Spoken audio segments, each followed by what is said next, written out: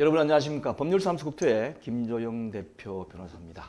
건축분쟁교실 주로 오늘부터는 아파트나 상가 등을 분양계약했는데 이게 나중에 분쟁이 발생하는 경우가 많아요.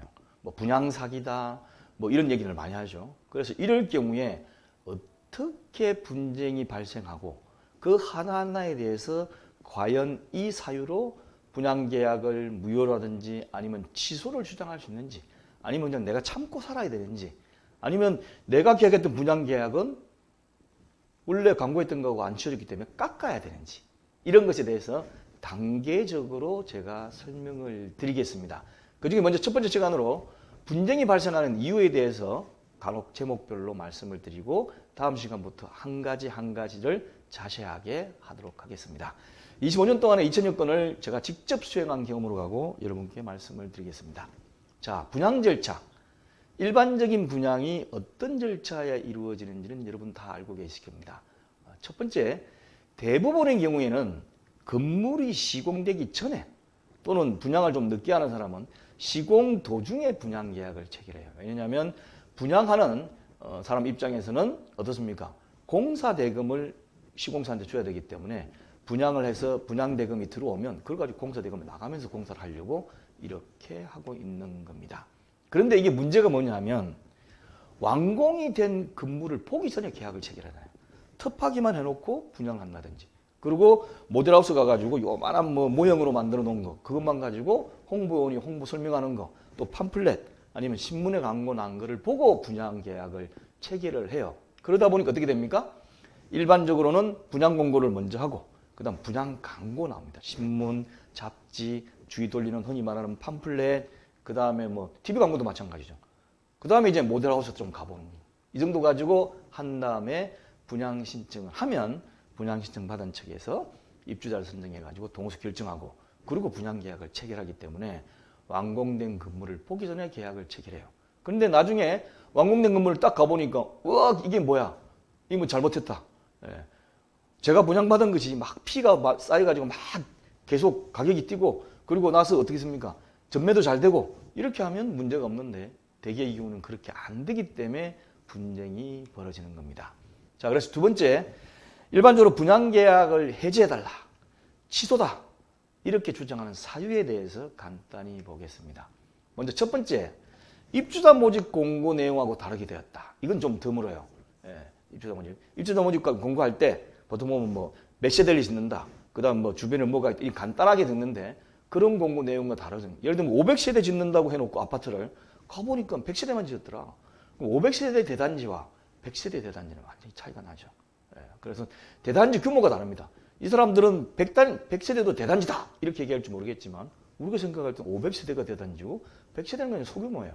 그러면 시세가 다르게 형성되죠. 왜냐하면 주변에 있는 각종 편의시설이라든지 커뮤니티 시설이 다 다르기 때문에 생기는 겁니다. 그러나 이런 경우는 그렇게 흔치를 않습니다. 두 번째가 이제 많이 나오는데 분양 광고 내용하고 다르게 됐다. 분양 광고 내용하고 뭐가 다르게 됐느냐. 첫 번째가 아파트나 상가 주변에 개발계획, 교통계획 이것이 원래 하려고 했던데 무산되거나 또는 허위 과장 광고일 수가 있어요. 자, 이 아파트가 들어선다, 이 상가가 들어선다, 여기 들어섭니다. 지하철역이 들어섭니다. 그리고 여기에 모든 버스들이 다 지나갑니다. 아니면 바로 옆에 큰 고속도로가 지나가면서 인터체인지가 생겨가지고 이쪽으로 들어옵니다. 뭐 이런 걸 막 광고를 해요. 홍보를 하고. 그런데 나중에 들어가 있어 보니까 안 생겨. 그리고 생길 것도 없어. 또 어떻습니까? 상가를 지어가지고 우리 상가하고 상가 지하하고 그 다음에 지하철역하고 뚫려가지고 바로 통화할 수 있도록 돼 있다. 그래서 지하철역에 내린 고객들이 전부 우리 상가 지하를 바로 들어올 수 있도록 이렇게 만들어 놨다. 그럼 나중에 보니까 없어. 안 통해. 지하철역하고. 이런 경우 쏘갔다. 이렇게 얘기하는 거죠. 그 다음에 이제 외관이 형편없습니다.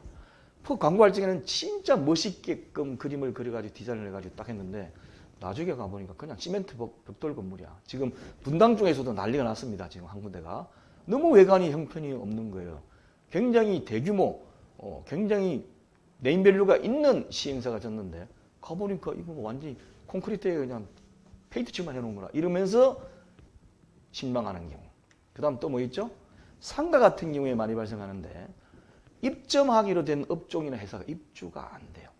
광고할 적에는 어떻습니까? 멀티플렉스 영화관, 어떠냐? 뭐 메가박스, 그 다음에 뭐 CGV 들어오기로 했다. 근데 나중에 들어가 보니까 없어. 그래서 나중에 이제 부양받은 사람이 억울해가지고 CGV 연락을 해봐. 그러면 처음에 초기에 잠깐 검토했다가 우리 안 들어가는 걸로 이미 했는데요. 아니면 또 은행이 들어온다 1층에.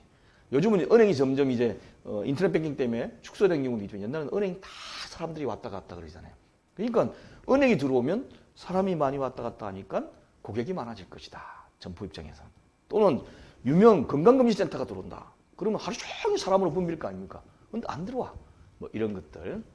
또 수익률을 가져간거했어요. 자, 이 상가를 점포받으면 연수익률 7%를 합니다. 그리고 2년 동안은 우리가 연 7%까지 임대료를 줄게요. 확정 보장해 줄게요. 이렇게 하면 어떻습니까? 홀깃하죠. 근데 해보니까 아니야. 수익률도 10%라 그러는데 3%밖에 안 줘. 이런 것들 쏘갔다는 거죠. 그 다음에 상가 같은 경우에 자, 각 층별로, 각 점포별로 업종을 구분해 가지고 101호는 뭐 슈퍼마켓, 102호는 편의점, 103호는 부동산 중개사, 뭐 그 다음에 쭉 해가지고 했는데 분양이 그런 식으로 해가지고 다 돼버리면 중복업종 제한이 정해지죠. 그런데 분양하는 회사 측에서 분양을 해보니까 분양이 안 돼. 처음에는 업종 제한을 가해가지고 막 분양했는데 한 50%만 분양이 되고 나머지는 분양이 안 되는 거야. 그럼 자기가 망하게 생겼으니까 그냥 분양 제한 없이, 업종 제한 없이 막 분양을 해버립니다. 그럼 뒤에 받은 사람은 어떻습니까? 나 업종 제한 약정 이런 거 없이 여기 들어왔는데 내 마음대로 할 수 있어. 내 마음대로 분식집을 하든 부동산 중개업소를 내든 치과를 내든 내 마음대로 할 수 있다는 것 때문에 싸우는 게 나은 거죠. 이것도 하나의 큰 겁니다. 그 다음에 이제 분양대금 납부를 해야 되는데 부담이 되잖아요. 그러니까 어떻습니까? 뭐 10% 계약금을 내면 나머지 대출로 다 할 수 있습니다. 그러니까 이자만 내면 나중 가서 다 그냥 들어올 수 있으니까. 그리고 전세 내면 전세보금 받아가지고 할 수 있습니다. 그 다음에 임대료 받아가지고 은행이나 낼 수 있습니다. 그 다음에 알선을 해주겠다. 또는 보장을 해주겠다. 이런 식으로 했다가 안 되는 경우가 이제 여러 가지 많이 생깁니다. 그래서 제가 지금까지 경험해 본 바, 그 다음에 공부했던 내용을 이제 다음 시간부터 한 가지씩 한 가지가 이런 경우 될까요? 이런 경우 안 될까요? 판례는 이렇습니다. 라고 제가 이제 말씀을 드릴 텐데, 자, 유튜브로 보시는 분은 밑에 재생번호 클릭하면 건축 분쟁 관한 것을 들어가실 수 있습니다. 그래서 하나씩 채곡 넣어 놓을 테니까 보시고, 홈페이지 보시는 분은 r119co.kr 들어오셔가지고 중간 부분에 건축 분쟁 관련된 부분에 넣도록 하겠습니다. 감사합니다.